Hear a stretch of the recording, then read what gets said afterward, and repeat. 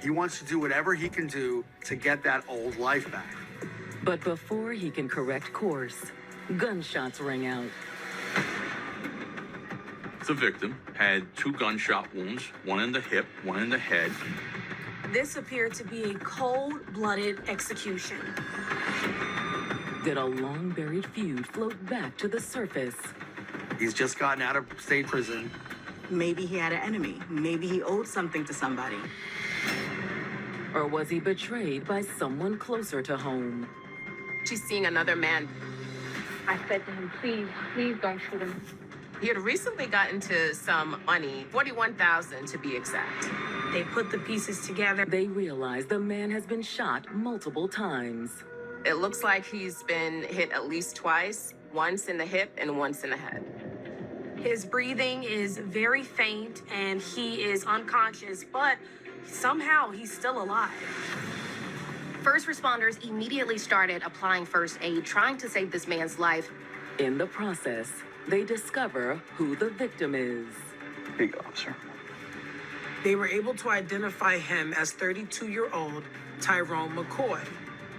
They were focused on everything that they could to try to keep Tyrone alive. New York native Tyrone McCoy was determined to soar above his humble beginnings.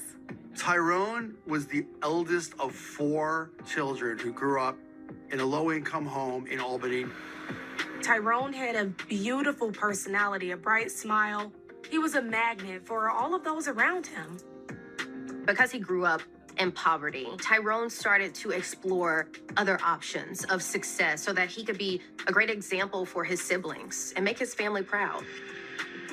He could have easily been discouraged, so the fact that he was able to still be determined and wanted to, still focus on bettering himself says a lot about his character. As Tyrone was starting a new chapter in his life, there was a glimmer of hope for him. Tyrone met a woman from his hometown named Tamira. The moment they first met, he thought she was beautiful, that she was funny. He was immediately wowed by her beauty, her intelligence, and the two just hit it off. You got kids or something? Nah, maybe one day. What about you? I've got 2, but their dad isn't around.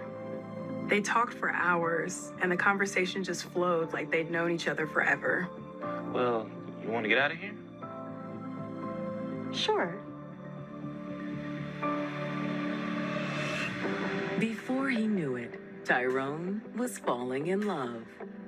It didn't take long at all for Tyrone to fall hard for Tamira. They were inseparable. He would do anything for her. They end up getting together, getting married, and they have a child on their own.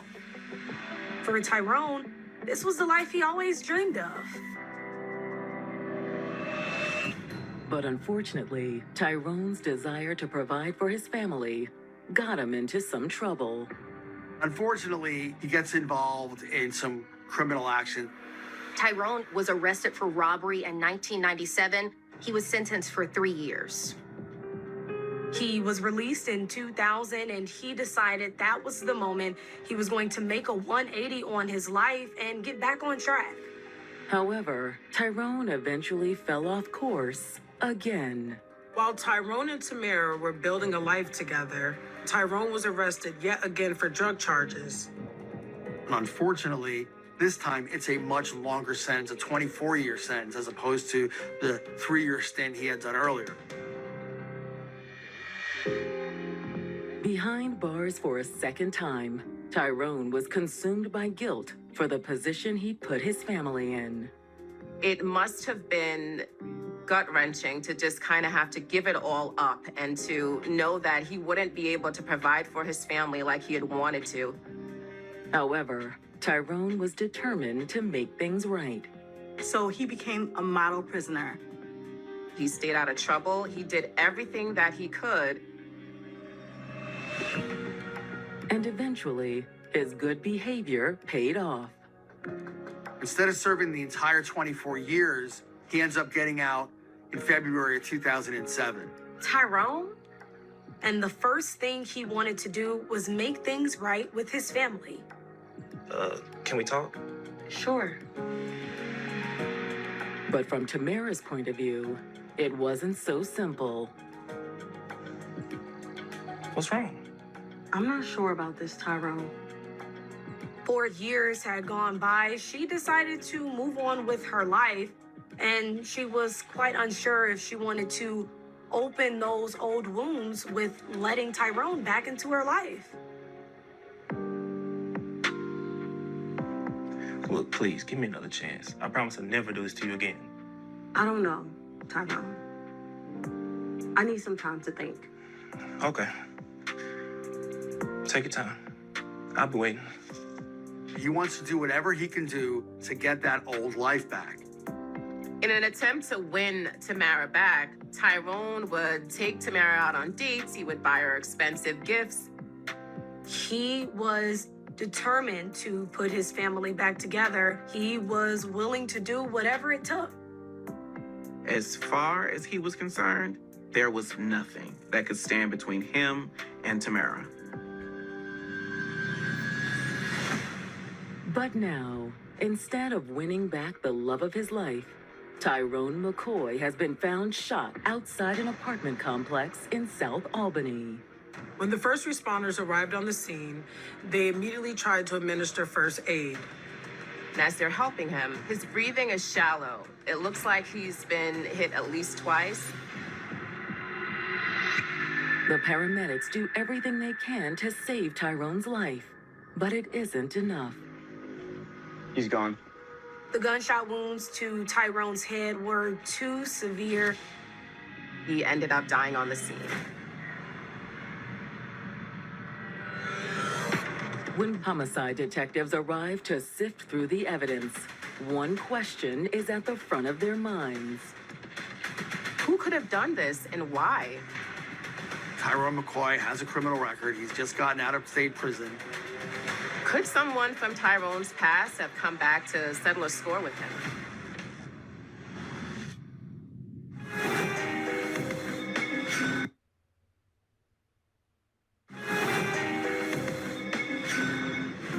After getting released from prison in 2007, 32-year-old Tyrone McCoy was trying to put his life back together.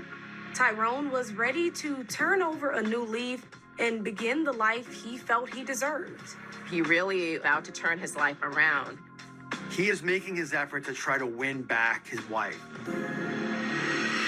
But now, instead of reuniting with his family, Tyrone has been taken from them forever after being gunned down at an apartment complex in South Albany. The question is immediately, who did this? Who shot Tyrone? Based on Tyrone's background, one possibility has already occurred to the investigators. Tyrone McCoy has a criminal record. He's just gotten out of state prison.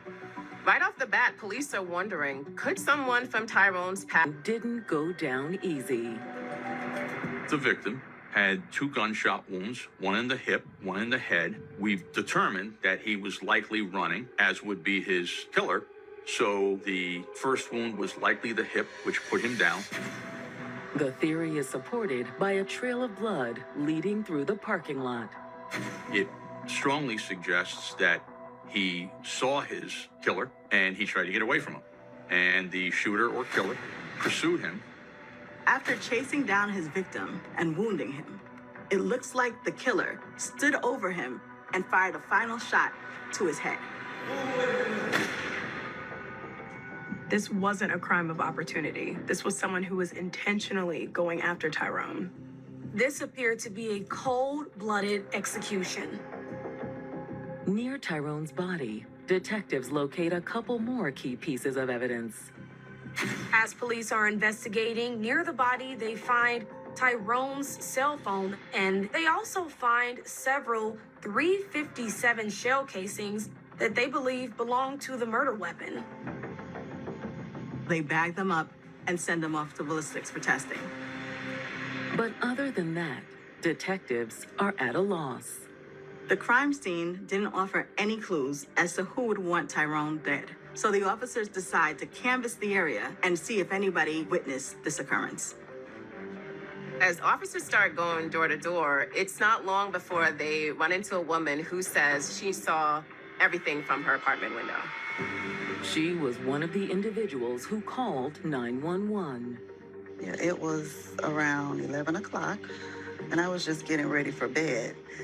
And then I heard bang, bang, bang outside my window. She said she heard 8 shots in total. She ran to the window, and that's when she saw 2 men running through the apartment complex parking lot. Detectives are certain one of those men was Tyrone McCoy. She sees the man with the white bandana fire at Tyrone, shoots him. Then the shooter ran to an SUV and drove off. Unfortunately, the witness said it was too dark and she was too far away to make out any identifying information or the license plate. Well, thank you very much for your time. We'll be in touch if we need any more information. But as detectives prepare to leave, another young woman approaches them. Excuse me? Are you the police? Yes. How can we help you? She tells detectives that she has some information that they may want to know. My name's Tamara. Tamara McCoy. Tamara tells detectives that she is Tyrone McCoy's wife. She says she lives at one of the units in the apartment complex. I think I know what might have happened tonight. That stirred tremendous curiosity from the detectives as to what the real story is. They were finally about to get some answers in this case. Police in Albany, New York, are investigating the murder of Tyrone McCoy after he was gunned down in an apartment complex parking lot. The killer stood over Tyrone and shot the final shot into his head. This was cold-blooded murder. Immediately, investigators are wondering, did someone from Tyrone's criminal past come to hunt him? But now, an important new witness has just approached police at the scene of the crime. Tyrone's wife, Tamara McCoy. I think I know what might have happened tonight. I think at this point that would have stirred tremendous curiosity from the detectives as to what the real story is. Tamara agrees to accompany the detectives back to the police station to give an official statement.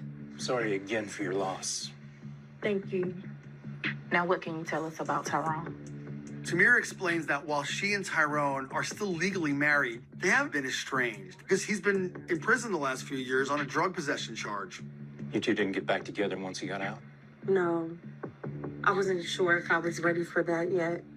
However, Tamara said that since Tyrone's been out of prison, he's been trying to woo her and win her back. He keeps buying me presents, taking me out to eat, stuff like that. Tamara hadn't made up her mind of whether she wanted to be reunited with Tyrone, but she also said she didn't wish him any ill will. In fact, Tamara says she was doing her best to set Tyrone up for success. When he got out of prison, she rented a hotel room for him to live in. It's not that far, really, from where Tamira and her kids live. So he's able to come over and visit her, and things seem to be going okay. When was the last time you saw Tyrone? A few hours ago. We went out to eat tonight. Tamara told police she had gone out to dinner with Tyrone that very night. He dropped her off and she went upstairs to her apartment. A few minutes later, she heard gunshots. But Tamara says she didn't realize Tyrone was the target of those gunshots until she heard the buzz around the apartment complex. When she found out that someone had been shot and that someone was Tyrone McCoy, she was stunned. That's when I came and I found y'all. To the detectives, it seems like Tamara is being upfront with them. She's very cooperative, and she seems very willing to provide information. She's answering all their questions. She even draws them a map of the apartment complex for them to take a look around. And that's not all. She admits there's one person that comes to mind as a potential suspect. When Tyrone got locked up, I didn't just wait around for him, you know? While Tyrone was in prison, she moved on, and that included her love life. I met somebody. His name was Jamar Johnson. While Tamira has been living up by herself because Tyrone was in prison, she met Jamar and the two became romantically involved.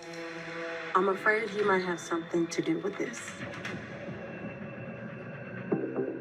She told the police that she and Jamar had broken up, that they weren't together, and that Jamar was very upset about her ending their relationship. He still wasn't over her. And he became furious when he found out that Tyrone was back in Albany and trying to win her back. The last time I saw him, he told me he was gonna pop Tyrone. Pop him? According to Tamara, Jamar had gotten so angry with Tyrone that he was threatening to shoot him. Now it seems like he may have followed through on his threats.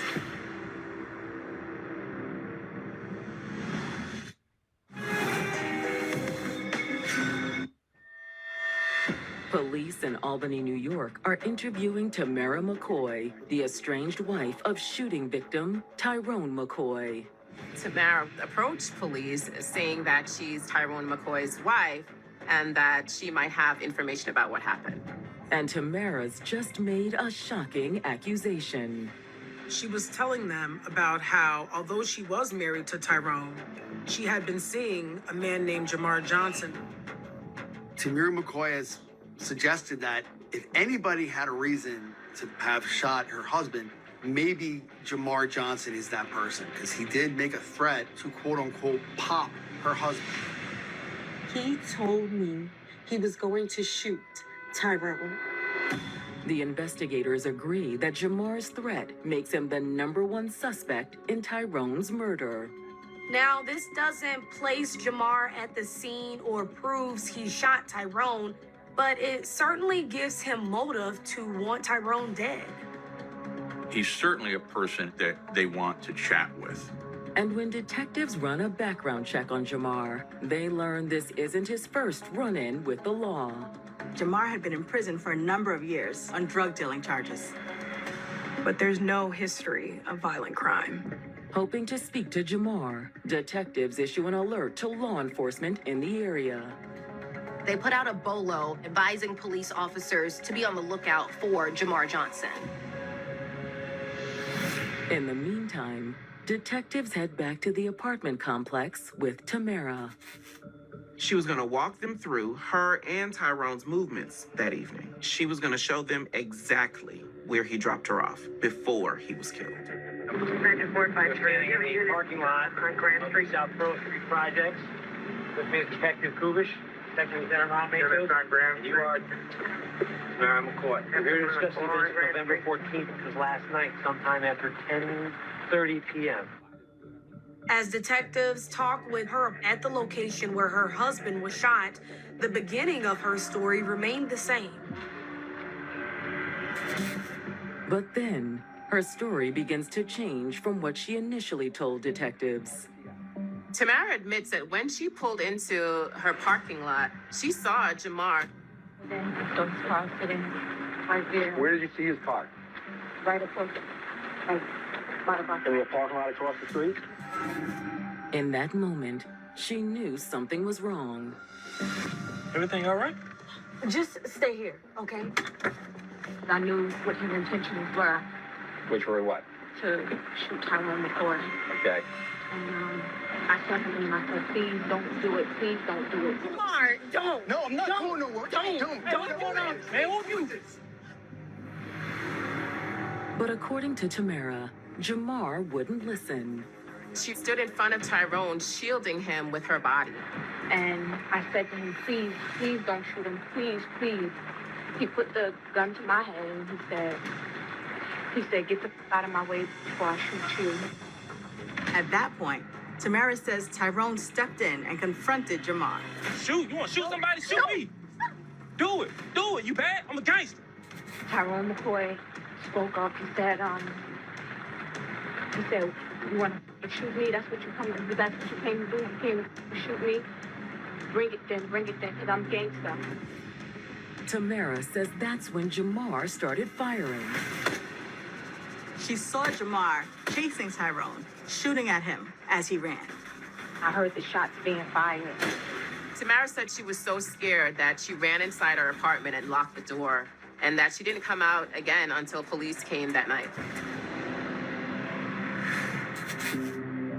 It's a gripping story, but is it the truth? Why didn't she tell them all of this from the get-go?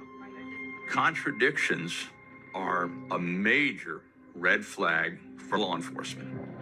Investigators believe she wasn't being completely honest.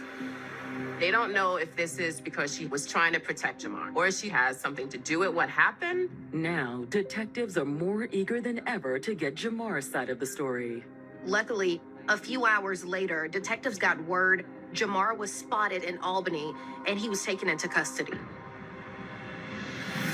However, when detectives sit down to interview Jamar, he ices them out. When officers first questioned Jamar Johnson, he's closed off, he has his walls up, and he just isn't willing to tell them anything. I don't have anything to say to you. He goes for nothing. He knows nothing. He wasn't there. That's his story, and he's sticking to it. But the investigators have an idea to break down his walls. They go talk to Tamara and ask her to go talk to Jamar and tell him to just be honest. They suggest that she tells him to tell the truth, and she agrees to do it. When Tamara walked into that room, Jamar's jaw about fell off his face. It was like he saw a ghost.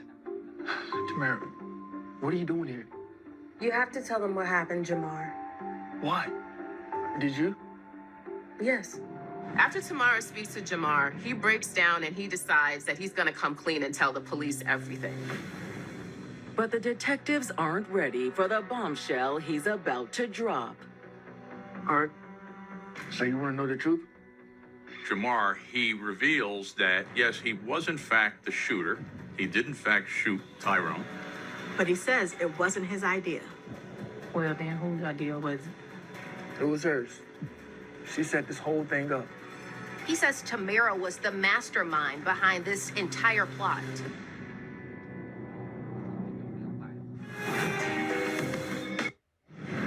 New York police investigating the murder of Tyrone McCoy are closing in on the man they believe is responsible for taking his life. They've identified Jamar Johnson as their primary suspect based on Tamara, Tyrone's estranged wife, telling them that she's been involved in a love triangle with both men. And I said to him, please don't shoot her. He put the gun to my head and he said, get the out of my way before I shoot you. She saw Jamar chasing Tyrone, shooting at him. But Jamar has just made a shocking allegation that will turn the case on its head. The whole thing wasn't even my idea. Well, then whose idea was it? It was hers. She set this whole thing up. Jamar admits that while he may have been the one that pulled the trigger, none of this would have ever happened if Tamara wasn't pulling the strings. She told me to kill him. Jamar also says the motive for the crime wasn't jealousy. It was money. Jamar says, look, I had no animosity toward Tyrone McCoy. Once Tyrone got out of prison, he reached out to Tamara and told her that he had recently gotten to some money, $41,000 to be exact. Was it an inheritance or something? No. He held some spot up. Tyrone told Tamara that after he was released from prison in February, he participated in a robbery in New York City, and that's how he got the $41,000. That's when Tyrone started trying to rebuild his relationship with his wife. In an attempt to win Tamara back, Tyrone used his money to take her out on dates and buy her expensive gifts. He was trying to rekindle what they once had. There was just one problem. Tamara was already falling in love with Jamar. But even if Tamara had already moved on, there was something she still wanted from her husband. She wanted his money. And she soon came up with a way to get it. She came up with the plan to rob and murder her husband. And on the night of November 14th, she put her plan into action. When Tyrone asked Tamara out on a date that night, she agreed to go with him. She knew this was their chance, so she told Jamar to be ready. And as dinner came to an end, Tamara gave Jamar the signal. Let me run to the bathroom real quick before we head out. Okay.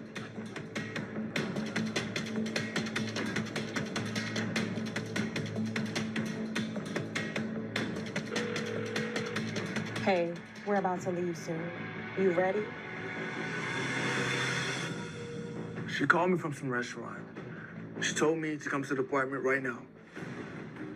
Jamar says that when Tamara called from her cell phone that night, it was to tell him that the hit was a go.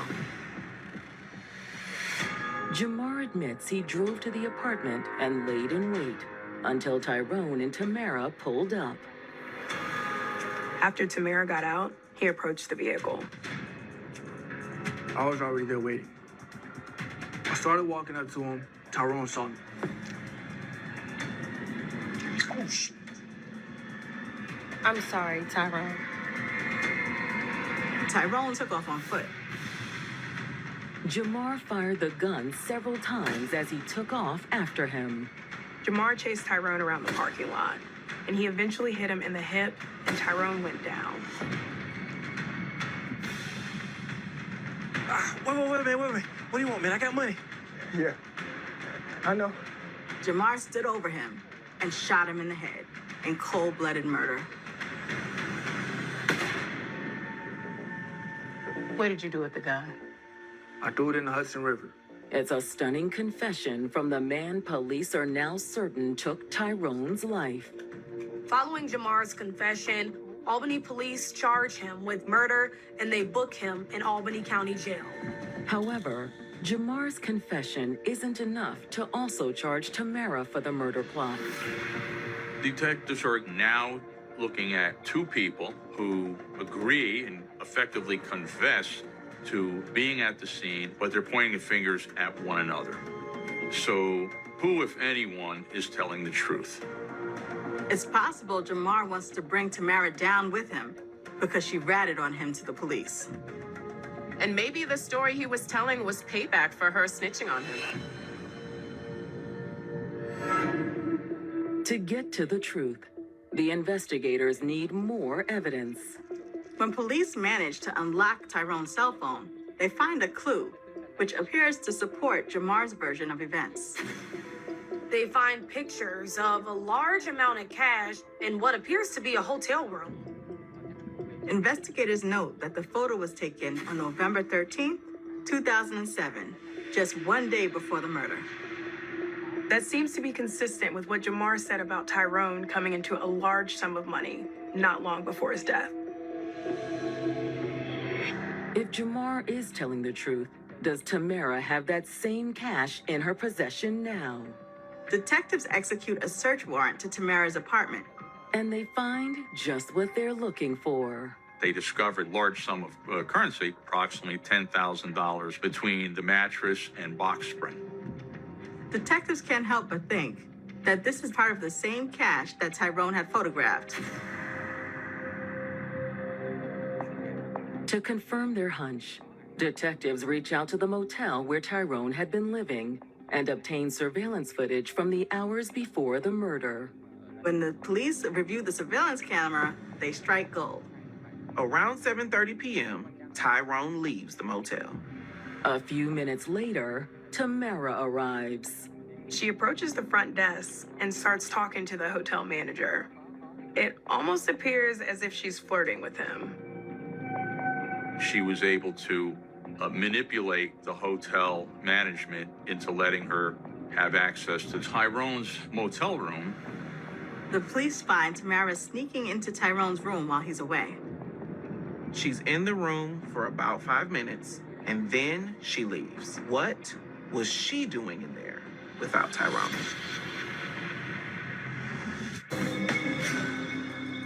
So, in a case like this, I always ask people who is the bigger risk to society, the mastermind or the person who commits the crime. And I always believe that the mastermind is always the scariest person that could be out in the community. They put the pieces together, they plan it perfectly, and I think that's what makes this case so scary. New York have charged 30-year-old Jamar Johnson with murder after he confessed to shooting his girlfriend's husband, Tyrone McCoy. He admitted that he did shoot Tyrone, he killed him, and it was in an attempt to take his money. But they're still looking for evidence that Tyrone's wife, Tamara, was the mastermind behind the crime. Now detectives think they've just uncovered the evidence they need to connect Tamara to the murder plot. They were able to obtain the surveillance footage from the hotel where Tyrone was staying. The surveillance images show Tamara getting into the hotel room without Tyrone, suggesting that she was in fact attempting to steal from him. They believe she robbed him. When the investigators present their findings to a grand jury, they agree. The jury decides to indict Tamara on second-degree murder, conspiracy, and manslaughter. But with only circumstantial evidence tying her to the homicide, this case is going to be anything but easy.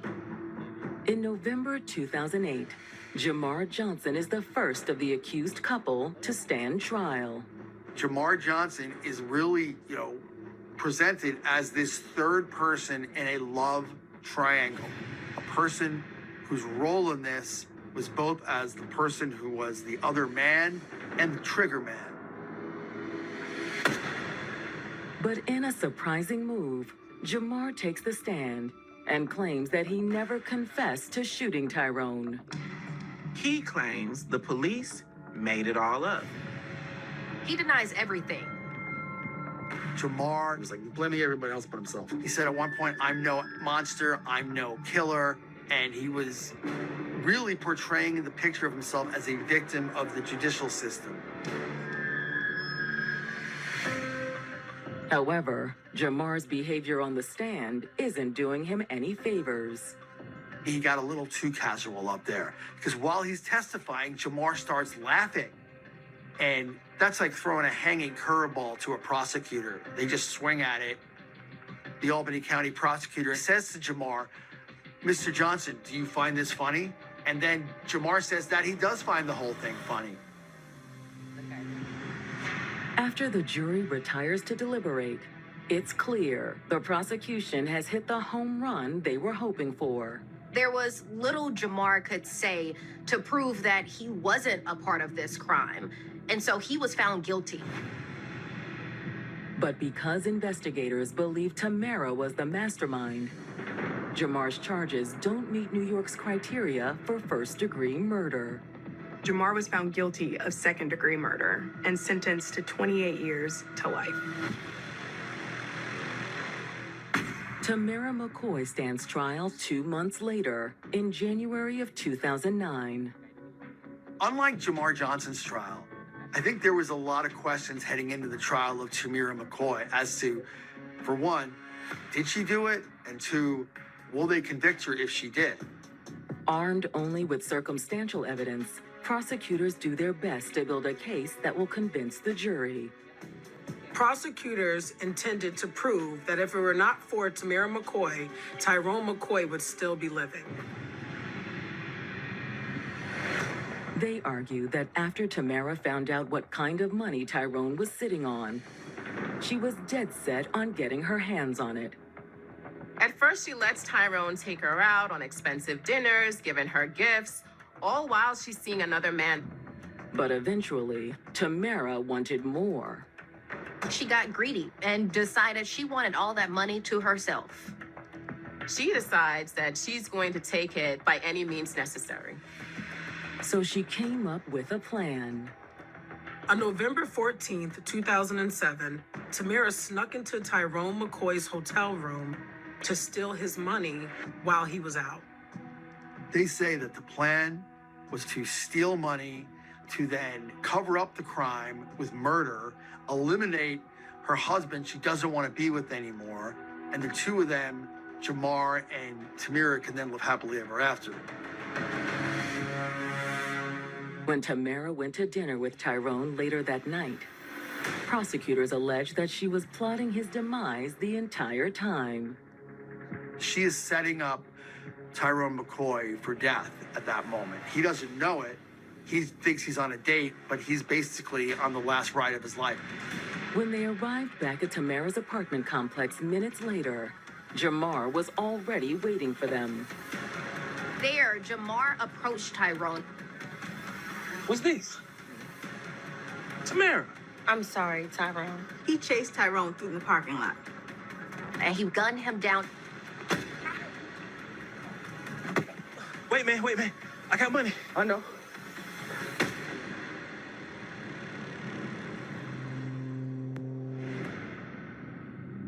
The lead prosecutor tells the jury this is one of the most premeditated murder cases he has ever tried.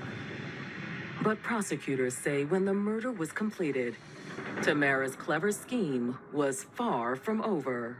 As much as Jamar thought that he and Tamara were in love, she was just using it. She then turned on her boyfriend, telling police that Jamar acted all on his own and she knew nothing of the crime. His name is Jamar Johnson, and I'm afraid he might have something to do with this. She essentially made Jamar the fall guy. What are you doing here? The irony is if she hadn't thrown Jamar under the bus in the first place, maybe they both would have gotten away with it. She thought that Jamar was infatuated enough with her to continue to be her puppet, but she was wrong.